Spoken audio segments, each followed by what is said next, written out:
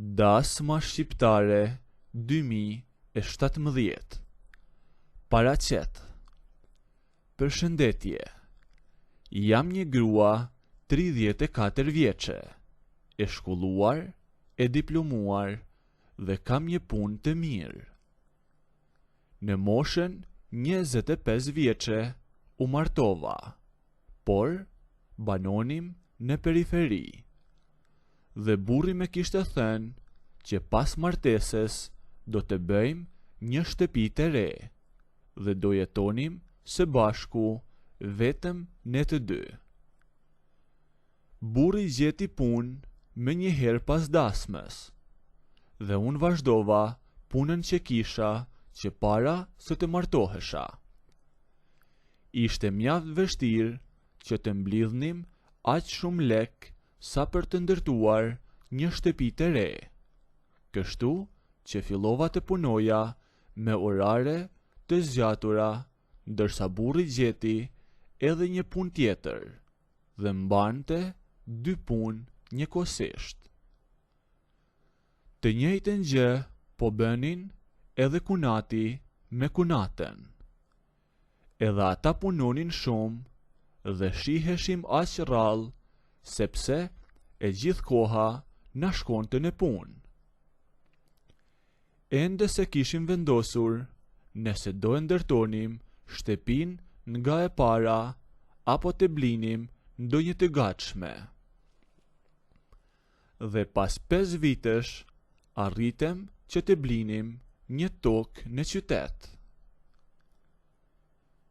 Mirë po pasi që kishim bler tokën, kursimet tona kishin shtëruar dhe tashmë u shtua edhe një pengesë tjetër, e cila ishte rritja e çmimeve.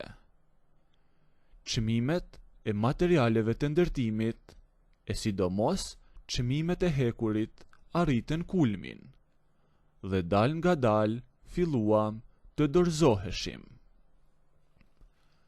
Provonim, por nuk na dilnin fare llogarit, e të pakten jo me ato punë që kishim ne të dy. Duke mos biseduar asnjëherë me kunatin e kunatën për këtë gjë, por edhe ata kishin të njëjtin hall. Një të diele, kur ishim pushim të gjithë, gjersa po hanim darkën, kunati e hapi këtë temë që asnjëri nga ne s'po arrinim të bënim atë shtëpi që të gjithë donim. Biseduam për të arritur ndonjë zgjidhje, derisa kunati propozoi diçka që u bë shkak për këtë që na ndodhi me kunatin. Kam një propozim, i tha kunati burrit tim. Ju keni bler tokën, ndërsa ne i kemi kursyer ca para. Në vend që edhe ne të blejmë tokë e pastaj të mbledhim lek prap për shtëpin, më mirë ja bëjmë kështu, tha kunati. Si t'ja bëjmë, ja ktheu burri im. Ju keni tokën në qytet, tha ai, ndërsa ne kemi parat për të ndërtuar shtëpin, tha kunati. Le ta ndërtojmë një herë një shtëpi me paratë e mia në tokën tënde, e pastaj dal nga dal punojmë dhe kur të bëjmë shtëpinë e dytë, le të ndahemi secili në shtëpitë e vet. Nga që ishim mërzitur në fshat, të gjithë pranuam, sidomos nga që e kishim edhe punën larg, dhe çdo mëngjes ishte një lodhje që të udhtoje 1 orë me makinë deri tek puna. Se dija që ky vendim që morëm të gjithë do bëhej shkak që kunati edhe të bënte shtëpin në tokën e burrit, por edhe t'ja punonte tokën atij, nëse kuptoni se për çfarë e kam fjalën, sepse do ju tregoj edhe në detaje se si mpalaviti. Tashmë që parat e kunatit u hodhen në punë, çdo gjë po shkonte ashtu siç duhej, dhe shtëpia po ndërtohej shumë shpejt. Por sidoqoftë, nuk bëhej për një muaj, u bë një vit derisa e përfunduam, dhe më në fund dolem në qytet në shtëpi të re. Tashmë, sikur donim që të çlodheshim pak, dhe motivi për punë na ra të gjithëve. Unë punoja vetëm me një orar, ndërsa burri akoma mbante 2 punë, dhe pothuajse kishte harruar detyrat që i takonin. Besoj që e kuptoni. Kunata po ashtu ishte mjaft punëtore, ndërsa kunati shpesh herë mburrej me shtëpinë që kishim bërë. Kur na vinin mysafir, ai mburrej sikur e kishte bërë shtëpinë i vetëm, dhe harronte që ne kishim shpenzuar gjithë ato lek për pronën, pra për tokën ku ai kishte bërë shtëpinë. Por kush ta dinte? Nejse. Në atë kohë, kunati mori pushimin vjetor, ndërsa unë në atë kohë punoja vetëm pas diteve, ndërsa në mëngjes flija deri vonë. Atë muaj isha vetëm me kunatin në shtëpi, por s'kisha nevojë t'i bëja hyzmet.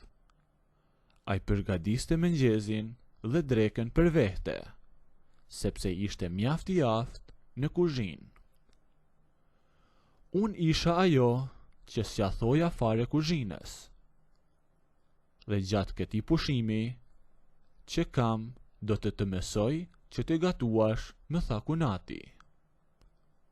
Sepse vëllau tim i shkoi koha duke ngrënë vetëm gjërat e gatshme, dhe qeshi me një shikim që nuk më pëlqeu. Të nesërmen me mësoj si bëhej tasjebapi, ndërsa një ditë tjetër si të bëja fasule. Por ndjeja një ndryshim gjatë kohës që bënim bukën në kuzhinë.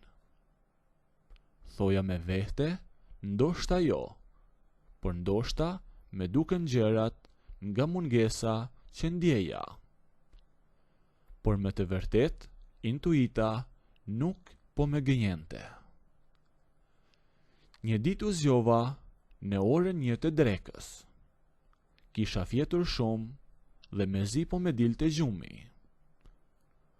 Kur u zgjova, shkova në sallon, pash kunatin në divan që po shikonte televizor, dhe e pyeta pa të keq se çfarë do me gatuar sot për të ngrënë.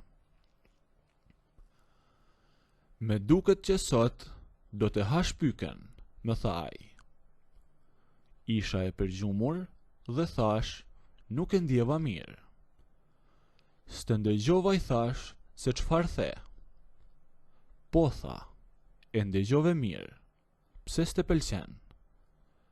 Shiko çfarë pyke, tha, dhe kur e pash, s'dija çfarë të thoja.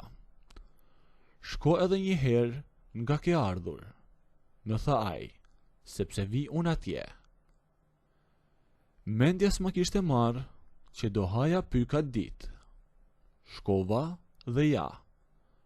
Erdhi kunati pas 2 minutave, e t'ju them të drejten, s'është që s'me hahej, sepse kisha mjaft uri, dhe ashtu e uritur si qisha, fillova të, nëse doni të ndëgjoni historinë deri në fund, bëjni videon like, a nëse nuk doni, abonohuni ose bëjni subscribe.